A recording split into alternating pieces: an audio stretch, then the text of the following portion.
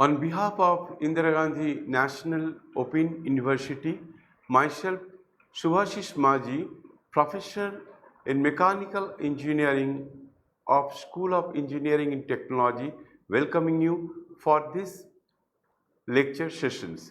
Today's topic is hydroelectricity and its environmental issues. As you all know that energy is one of the crucial input for economic development and other development of any countries. There is a two-way strong relationship between economic growth and energy consumption. So energy is very important.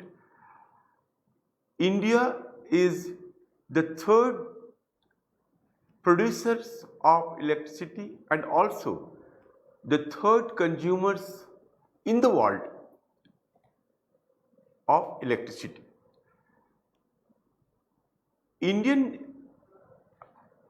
electricity sector or national grid as of 30th June 2020 has an installed capacity of 371.054 gigawatt, and out of that the renewable sources of energy including hydroelectric plants produces around 35.95% of total installed capacity.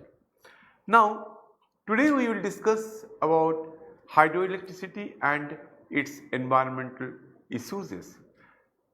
Hydroelectricity plays a very important role as a renewable sources of energy for producing electricity.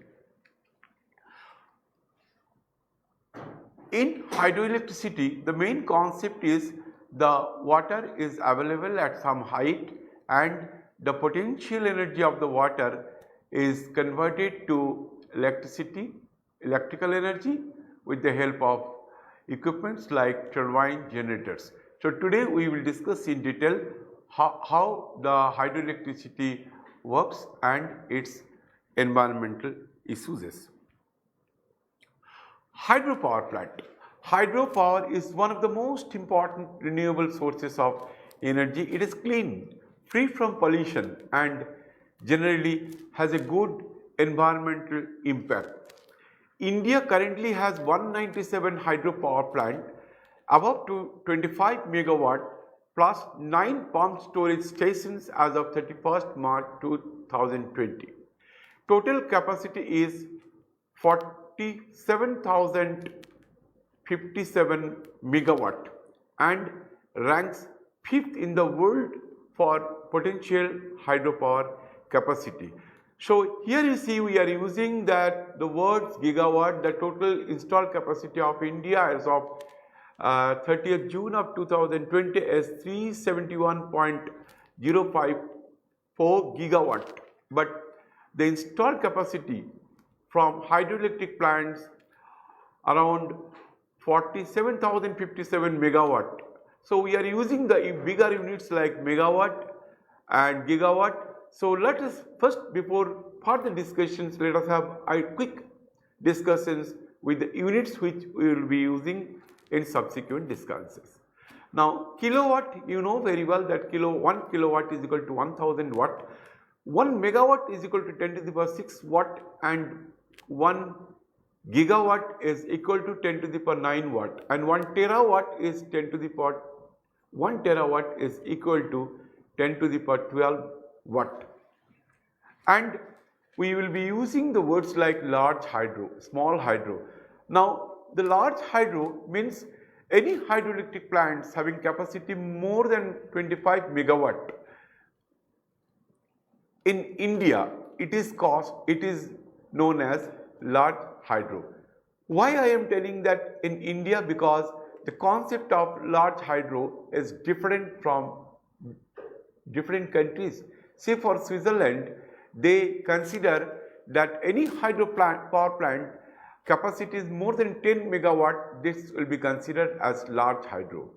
In USA, if the hydroelectric power plant capacity is more than 30 megawatt, they consider it is large hydro, whereas in China they consider the large hydro power plant whose capacity is more than 50 megawatt. But for India, we consider any hydro power plant, if its capacity is more than 25 megawatt, it will be considered as large hydro.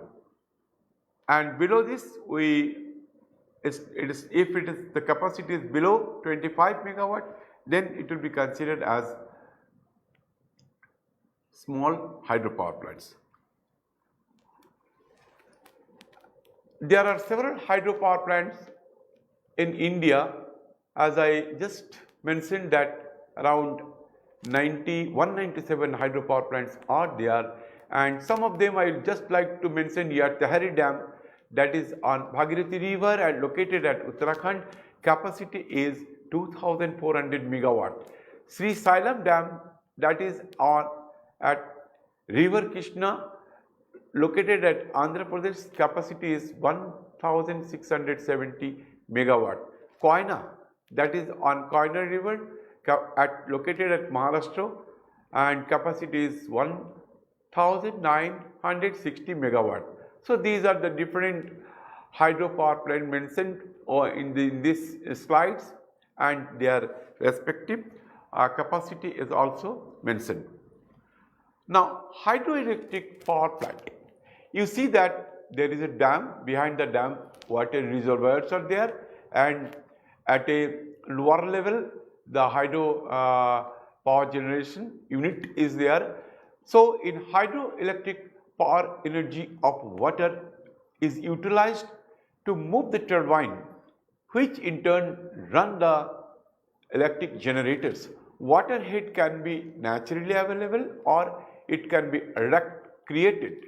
In hilly region, water heat can be naturally available in the hilltop natural lakes. In plain land, it can be created by constructing dams across suitable rivers.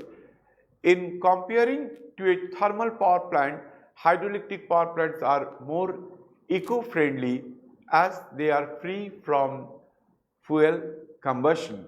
But today's topic is hydroelectricity and its environmental issues. Now, even though it is clean power plants, but still there are some issues, and today we will discuss those issues. And here you see that in the picture, it is that water reservoirs are there, that is behind the dam, and the hydroelectric power plant that is located at a lower level, and the height of the water, there is a potential energy stored because of the height of the water, and that potential, when the water flows down, that potential energy will be converted into kinetic energy to rotate the turbine blades, and the shaft of the turbine will rotate, and the shaft of the turbine will be coupled with the shaft of the generator, which in turn produces electricity. Conversion of energy. The conversion of energy carried by water into electrical energy is carried out by the turbo generator, a rotating turbine driven by the water and connected by a common shaft to the rotor of a generator. Stored energy and available energy. As we all know that potential energy is expressed in terms of mgh. So water held at a height represents stored energy. Potential energy will be of course mgh, where m is the mass of water placed at a height h, and g is the acceleration due to gravity. But stored energy, we can say that it is 1000 V gh. Here V mass, we know very well that mass is equal to density into volume, and density of water can be taken as 1000 kg per meter cube. So that's why stored energy is expressed as 1000 VGH. Now pumped storage. This process is very simple. Electric energy is converted in gravitational potential energy when the water is pumped from a lower reservoir to an upper reservoir, and the process is reversed when it is released to run back down. So, here you see that we are using electricity to transport water from low height to the high height, and when it is required, the potential energy of water can be utilized to convert electrical energy by running the turbine due to the flow of water through the turbine. Pump storage, there are two types of pump storage. A suitably designed generator can run backwards as an electric motor. The machine which converts mechanical energy into electrical energy can perform the reverse process. Of course, there is another way for pump storage. A suitably designed turbine can also run in either direction, either extracting energy from water as a turbine or delivering energy to the water as a pump. Power, heat and flow rate, these are very important terms. So, first let us understand what is power, what is the available heat and what is flow rate. The power available at any time is probably the most important factor for any hydroelectric plant, because just now I have mentioned several hydroelectric plants located in different parts of India, and we have also mentioned what is the capacity or power for generating electricity for that particular hydro plant. So, this depends on the volumetric flow rate, and power is the rate of doing work. So, that can be expressed as P is equal to 1000 QGH. So, here H is the available height for the water, G is acceleration due to gravity, but here Q is the volumetric flow rate which is actually flowing through the turbine. And if we consider the efficiency of the turbine, then definitely the equations will be P is equal to 1000 eta QGH, and this unit will be in watt. So, if you want to convert into kilowatt, so P in kilowatt will be 10 eta Q into H. But why 10 is coming? Because we have taken approximate value of G as 10 for our calculations. Now, see, we know that power is equal to power in kilowatt is equal to 10 eta Q into H. So, if efficiency is given, H is given, Q is given, then we can very well calculate the power. So, in the case 1, Q is given that equal to 800 liters per minute and H is equal to 25 meter, and efficiency of the turbine is given as 85%. So, then power is equal to, if you put the values for calculating power, it comes out to be P is equal to 3.33 kilowatt. It is a very small unit which can produce only capacity is 3.33 kilowatt, but there may be a large capacity of hydroelectric plants, like if you take Q is equal to 3000 meter cube per second and H is equal to 1100 meter and eta is 83%, then P will be 2.5 gigawatt. It is the extreme end for high capacity hydroelectric power plant. Types of hydroelectric plant can be determined by the effective head of water, what is the head available for that particular power plant, by the capacity, the rated power output, by the turbine used, by the location and type of the dam, reservoir, etc. Now, when we think for constructing the hydroelectric plant for power generations, so there are some factors to be considered while selecting the site for an hydroelectric plant. Those factors are availability of water, water storage, water head, accessibility of the site, distance from the load center and type of the land site. So, hydroelectric plants requires water. So, definitely the availability of water plays a very important role. That is why hydroelectric plants are generally located near a lake or on the bank or near the river. And water storage, should be available, water head should also be available, and accessibility of the site. This also plays a very important role, that site should not be extremely in a remote area. There should be accessibility of the site, and of course distance from the load center, because after generating power it has to be transmitted over a distance, and that load center distance should be at a reasonable distance. And type of the land site. See, environment considerations for hydroelectric power plant. Now we are coming to the environmental issues. In operations, it doesn't release CO2, oxides of sulfur and nitrogen. When we generate power through thermal power plant, as you all know that in thermal power plant we use the conventional fuel, either coal or oil or natural gas. But when we burn coal in the boiler for producing heat to convert water into high pressure, high temperature steam, that burning of coal produces a lot of pollutions like carbon dioxide, sulfur dioxide, nitrogen dioxide. Even if there is unburned coal, then carbon monoxide will also evolve, and those gases, polluted gases from thermal power plant coming out along with the flue gases from the boiler chimney, and it affects the environment conditions. So environment will be polluted, atmosphere will be polluted because of the release of the pollutant gas which are coming out from a thermal power plant.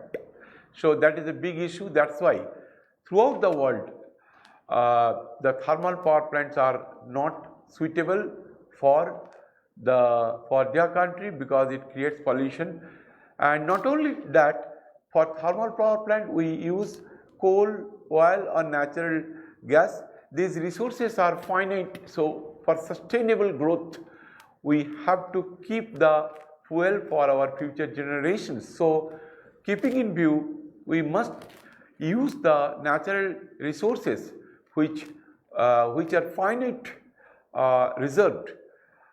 We have to use in such a way that there should be a sustainability in the power generation system. It doesn't produce particulates or chemical compounds such as dioxins that are directly harmful to human health, and it emits no radioactivity. As you all know that in nuclear power plant where we can also produce electricity, that emits the radioactive rays, and those are very harmful. And dam for a hydroelectric plant may collapse, but they will not cause major fire. However, during the 20th century, the construction of large dams has led to the displacement of many millions of people from their homes, and dam failure have killed many thousands. We will consider this and other deleterious effects under three headings like hydrological effects, water flows, groundwater, water supply, irrigations, etc., other physical effects of hydro plants, and of course the social effects. Hydrological effects, diverting a river into a canal or mountain stream into a pipe may not greatly change the total flow, but it can have a marked effect on the environment. So other physical effects like dam failure, plant failure, silt, fish and methane gas. These we will discuss in detail while discussing some case studies in the later part of our discussions. Social effects. When a dam is built in a place, there may be several problems arise for the local people who are residing in that areas. They may not have to leave the place and they had to settle down in a new area. This resettlement may not be appreciable for majority of the affected persons and creates a conflicting situations. So social effects plays a very important role, because if we construct a dam in some hilly region, so there may be several persons may stay there for several generations. Their father are also staying in that, their grandfather also staying in that place. But suddenly, if they know that they have to leave that place because of the construction of the dam, they may not like it, because they are uh, they may be attached for that particular place, and definitely some problems due to the social effects may arise for these situations. And we will see that there are several problems arise because of the resettlement of the people in that area due to the constructions of large plants. Examples of social effects in Aswan Dam at Egypt and Kariba Dam at border between Zambia and Zimbabwe involved relocation of some 80,000 and 60,000 people respectively, whilst the rising water behind the Three Gorges Dam at China submerged about 100 towns and displaced over million people. So these are the very evil effect for constructing a large dam in a particular place. Environment aspects, this advantages produces no atmospheric pollution because there is no burning of fossil fuel for this, neither consumes nor pollutes the water it uses for electricity generations, and produce no waste, avoid depleting non-renewable fuel sources, because if we use for power generations through hydroelectric power plants, then definitely we will not be using the non-renewable fuel sources like coal, oil or natural gas, and that will be reserved for our future generations, because some percentage of power has to be developed through thermal power plant, where we can use coal, oil or natural gas as a fuel. Very few greenhouse gases emissions relative to other large scale energy options, because when you use thermal power plant, we have already discussed that if we burn coal, there may be emissions for carbon dioxide, sulfur dioxide and nitrogen dioxide, and those gases are also very harmful, and though carbon dioxide is one of the main greenhouse gas. Now, because of the greenhouse gas, the surface temperature of the earth is increasing in every decade, and that is a global problem, because we get the solar energy from sun, but the radiation of solar energy is for the low wavelength, and you know very well that energy is equal to H into nu, where H is the Planck's constant, nu is the frequency, and the nu c is the velocity of light is equal to lambda into nu. So nu is equal to c by lambda. So the energy equation will comes out to be H c by lambda. So if lambda is less, energy is more. So with high energy, it can come to the surface of the earth and can cross the atmospheric barriers. But when Earth's surface gets heated, so it also emits energy, but it emits energy at higher wavelength. So the energy is equal to Hc by lambda. If lambda is more, so it is having less higher wavelength energy radiated by any object will be having less energy, so it will not able to cross the atmospheric shield. So it will come back again, reflected back to the surface, and the surface temperature will gradually increase. So this is a big problem, global issue. So we must see that any plants should not contribute for greenhouse gases, so that the problem due to the increase in temperature can be, if we restrict the greenhouse gases, then definitely we will be in a safer zone, and can create new freshwater ecosystems with increased productivity. Now, disadvantages. So, inundation of terrestrial habitat, because if there is any large reservoirs and if at the flooding time, then that will create problems like inundations of terrestrial habitat, modification of hydrological regimes, modifications of aquatic habit, and water quality needs to be monitored and managed. Sediment compositions and transport may need to be monitored or managed. Greenhouse gas emission can arise under certain conditions in tropical reservoirs, and barriers for fish migrants and fish entrainment. This is one of the issues. Now we see that why greenhouse gas emission is there for hydroelectric plant, because in the large reservoirs, so at the bottom there may be some plant, and if the plants are rotten, then definitely the methane gas will be evolved, and that methane gas is also one of the main greenhouse gases, and that will create the global warming.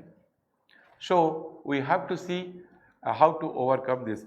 And fish migrants, see that for the fish, you all know that due to spawning or breeding, it will move in the opposite directions of the flow, but if there is any stagnant water because of the dam, so fish will not be able to travel in the opposite directions of the river water.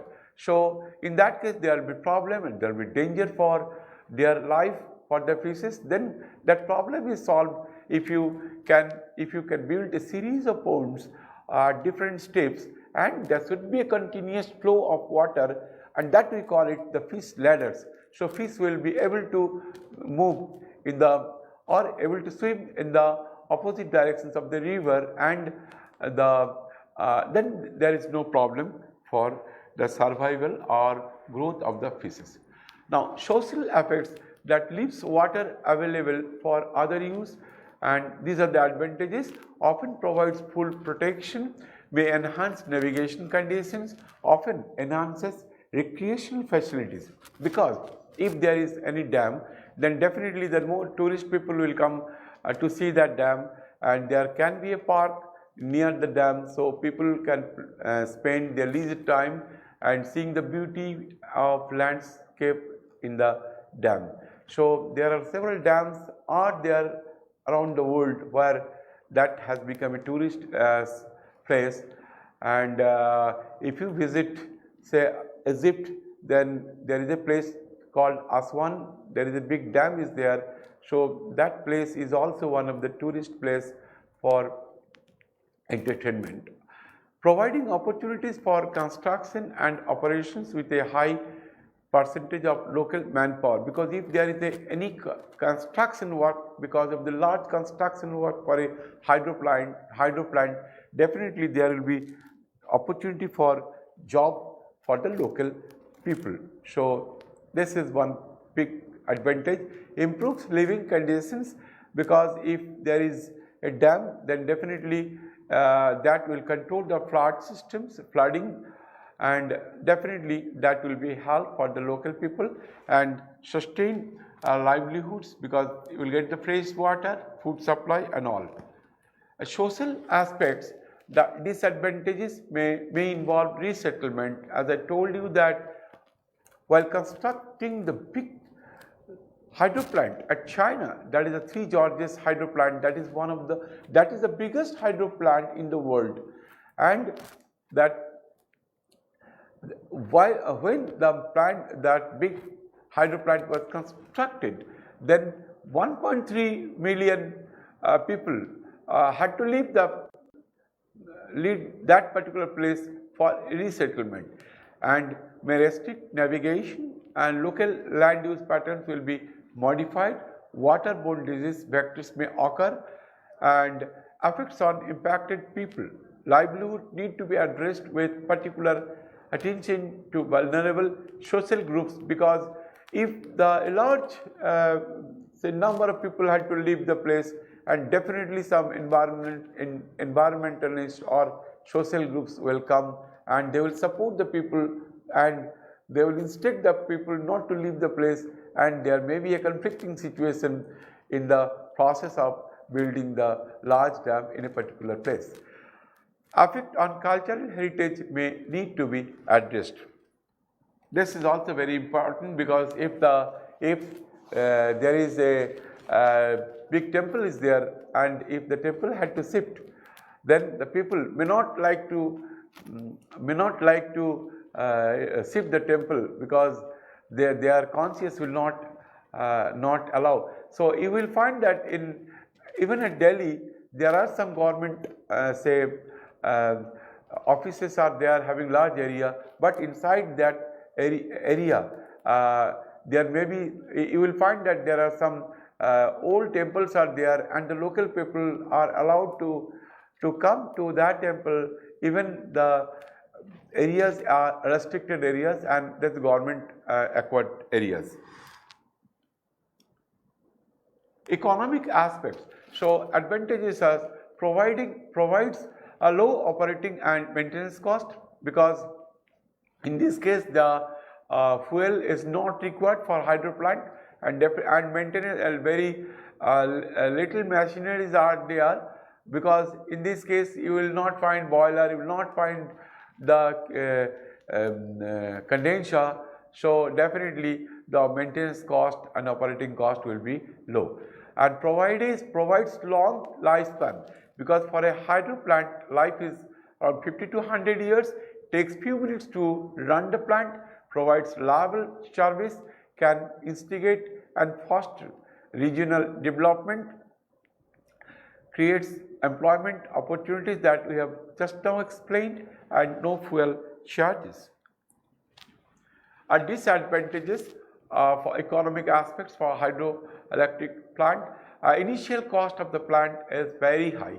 You see that nowadays a very big hydro plant is being constructed at Ethiopia, and there are a lot of disputes are there, and they have already spent $4 billion for constructing that big hydro plant. That is the biggest hydro plant in Africa, but still there is problems to start that hydro plant, and we will discuss as a case study in a later part of our discussions.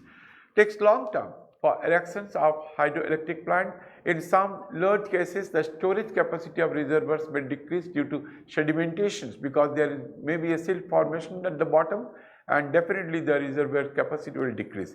Require long-term planning, require long-term agreement, and require multidisciplinary involvement, often requires foreign contractors and funding, because if there is large hydro plant and a huge amount of expenditure is to be incurred, then definitely they may take loan from the World Bank or any renowned financial institutions. Now we will discuss some very important case studies. First one is Galloway hydro plant, and that is located at that southwest part of Scotland, and Gapsikovo Nagimaros hydro plant, and the Three Georges hydro plant, that is the biggest hydro plant in the world, located at China, and Ethiopian Reises Dam, and large hydroelectric projects at Brazil at Itaipu. So we will discuss all these case studies with detail. First one is Galloway hydro plant. The first proposal, you see that it is a long-term project, as we have already discussed. The first proposal came in the year 1890, and that Galloway hydro plants will be constructed on River Dee at southwest at Scotland, because during that period that coal was extensively used for generating as a fuel for the boiler and in turn, the boiler generates high temperature, high pressure steam. That high pressure, high temperature steam enters into the turbine, and the shaft of the turbine is coupled with the shaft of the generator, in turn generator producing electricity. But during the peak period, the capacity was not sufficient to provide electricity, and during the peak period, these hydro plants may be used for supplying electricity, especially in the peak period. And the scheme feasible after establishment of national grid in 1920. You see that 30 years it took for just the scheme to be feasible, or scheme that work to be started, and initially commissioned in 1925. And there were several issues and linked with this Galloway hydro plant, because there were 6 hydro plants located at different parts of the river Dee for generating electricity. And see that all the most interesting things is this, that all the 6 hydroelectric plants are generating electricity, but the types of hydroelectric plants, whether it is low as per the height of the available water, or the types of turbines used for this 6 hydro plants located at different parts of Scotland are different, because the available water conditions was different for different 6 different hydro plants. That's why the types of hydro plants are different. And there were problems for the survival of salmon fish, because all these plants are on the river Dee, and which is very famous for producing salmon fish. Now the salmon fish, because of the hydroelectric plant, there was a stagnation of water at some point, and the salmon fish were not able to flow in the opposite directions of the river at the time of spawning or breeding. And after that, there was a lot of research took place, and later on they developed a system which is favorable for the spawning of the salmon fish. They constructed a series of pools, and water will flow at series of pools, and pools were constructed at different levels. So there will be continuous flow from upper level to lower level, and the salmon fish were having no problem for swimming in the opposite directions of the flow, and this problem was over. Gapsikovo Dagimaros hydro plant, the proposal of constructing a dam on river Danube between Slovak and Hungarian and capacity of the plant was 880 megawatt and the proposal first placed in 1977. Opposition on environmental issues started in 1980. Construction on Hungarian side stopped in 1989 because initially they proposed to construct 2 hydro plants.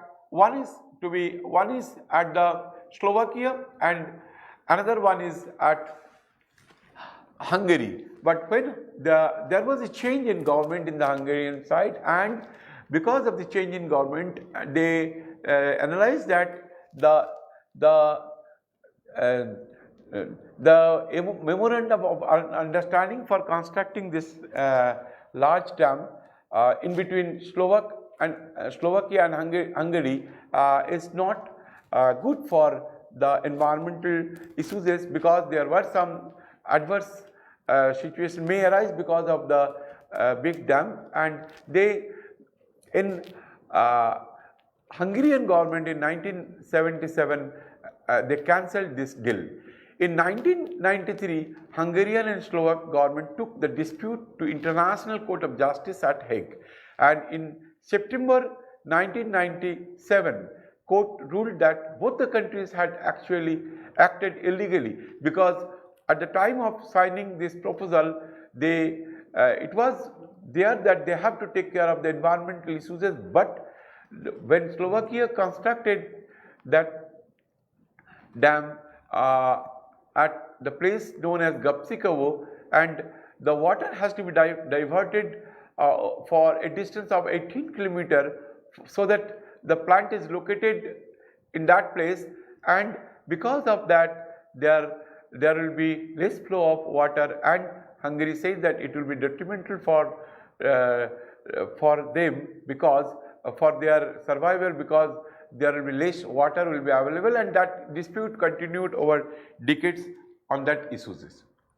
Now see, Three Gorges hydro plant originally proposed in 1919 and commissioned, and that is during the Sun Yat-sen's time, and culminated its approval in 1992. Just see, around 73 years it took against opposition.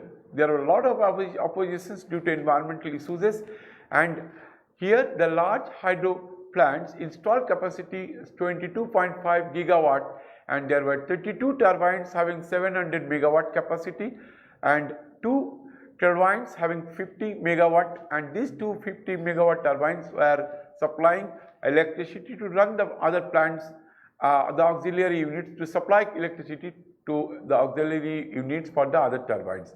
And while constructing this dam, 1.3 million people were had to leave that place for resettlement, and there were a lot of problems because of this huge dam, that several important places were submerged, very important landslides were also submerged, and there were a lot of problems, and the internal and internationally that there were a lot of protests, and World Bank stopped the funding for this due to that, but they got the finance for constructing this dam through other financial institutes. But this is the world's largest dam, and you will be surprised to know that because of the large mass located at particular point, the Earth's revolution time around its own axis was changed, and NASA has calculated that because of the large mass of water in that dam, the rotational time for the Earth around its own axis has increased 0.06 microsecond, because you know very well that conservation of momentum is equal to I into omega, and I is the moment of inertia, and because the mass is concentrated at a particular place, the moment of inertia of Earth will also change for that, and that's why the rotational time was increased 0.06 a microsecond for completing one revolution around its own axis of the Earth. Then Grand Ethiopian Renaissance Dam, the construction at Ethiopia on River Nile started since April 2021, and this is also known as the Millennium Dam, or also called as Renaissance Dam, and that is the national pride for Ethiopia, because in Ethiopia that 65% people are deprived from the electricity, and they feel that this dam whose capacity is 6.35 gigawatt will cater will be able to provide electricity to everybody, all industrial organizations. Apart from that, they could earn by selling the electricity to the neighboring countries. So opening date, it was supposed to be 2020 to 2022, and this is the seventh largest hydro plant in the world. Installed capacity is 6.35 gigawatt turbine.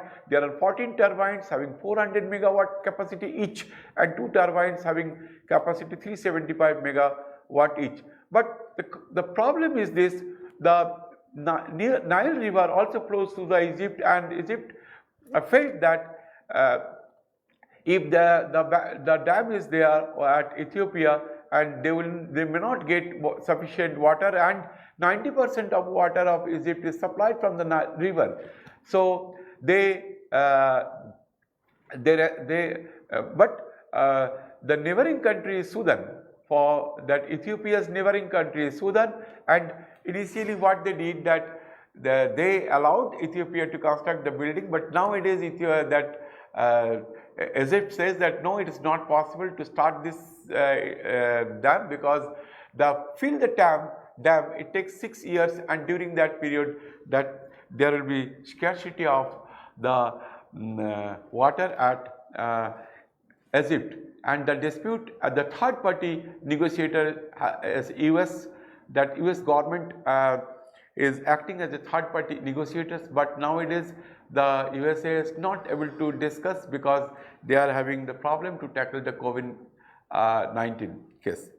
So the large hydro plant at Brazil, the construction at Itaipu on Paraná River between Brazil and Paraguay started in 1975. Last two of its 20, the 700 megawatt came on the line of 2006. Installed capacity is 14 gigawatt, and there are 20 turbines, 700 megawatt each. But this is a joint venture between Paraguay and Brazil. So, but one very interesting case is this, that Paraguay uses the electricity alternating current having 50 Hz frequency, but Brazil they are using the electricity of 60 Hz. So Paraguay is a small country, but they are having share of 7 gigawatt, but 95% of the electricity they are getting from this hydro plant, but they are using only the 50% of the power generations, and the remaining they are selling to Brazil. But since the Brazil is using 60 Hz frequency, so Paraguay is first that rectified the power from AC to DC, because they have to supply to the Brazil whose requirement is 60 Hz frequency, and the Paraguay is supplying to Brazil after rectifying it to DC, and then DC is being supplied to Brazil, and Brazil again reconverted it to 60 Hz for their use. So this is a unique examples for how the different quality of power is being used in different countries and how we can do it. Now, thank you very much for today's discussions, and we have started with the importance of power, and also we discussed about details of hydroelectric plants and different environmental issues, and we have also taken up some important issues arises due to the hydroelectric plants around the world, and here we are finishing our discussions. If you have any questions, our that email, you can send your queries through email or through my phone number. Thank you very much.